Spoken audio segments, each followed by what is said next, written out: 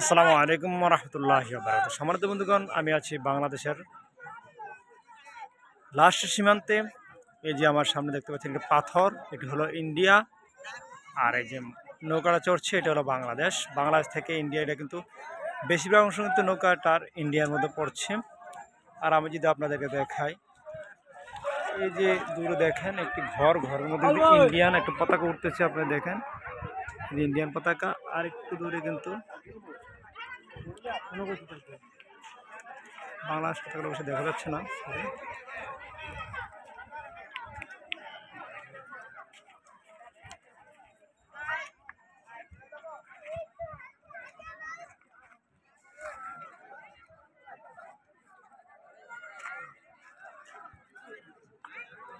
কিন্তু এই যে বাংলাদেশের পতাকা নৌকার মধ্যে উঠছে।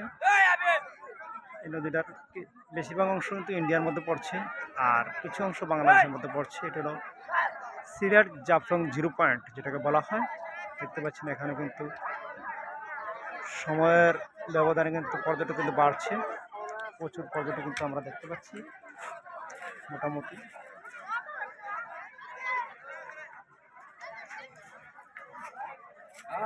এখানে কিন্তু সব ধরনের ব্যবস্থা রয়েছে, ক্যামেরাম্যান, পানি চড়ার জন্য টিউব, বিভিন্ন ধরনের সকল প্রকার সামগ্রী কিন্তু এখানে রয়েছে। আর এখান থেকে সবচেয়ে মজার বিষয় হলো ইন্ডিয়া শহরটা দেখা যাচ্ছে। এটা হলো ইন্ডিয়ার অংশ। যে কালো পাথরটা দেখতে পাচ্ছেন, এটা হলো ইন্ডিয়ার মধ্যে। আর এখানে দেখতে পাচ্ছেন এটা ঝুলন্ত ব্রিজ, এটা হলো ইন্ডিয়ার ভিতরে কিন্তু এই ব্রিজটি। এছাড়া দেখতে পাচ্ছেন আপনারা অনেক মানুষ কিন্তু এখানে ইন্ডিয়ান যারা আছেন তারা কিন্তু এখানে বর্ষি পাইতেছেন। বাংলাদেশের বিভিন্ন পর্যটক এসে কিন্তু এখানে আনন্দ উপভোগ করতেছেন। আপনারা দেখতে পাচ্ছেন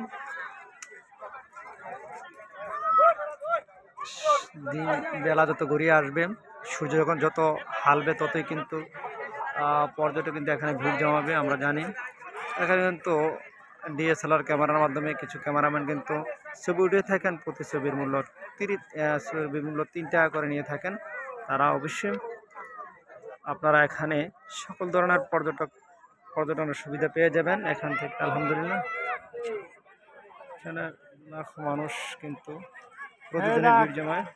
ওই যে মানুষ দেখ, ওই যে পাথর,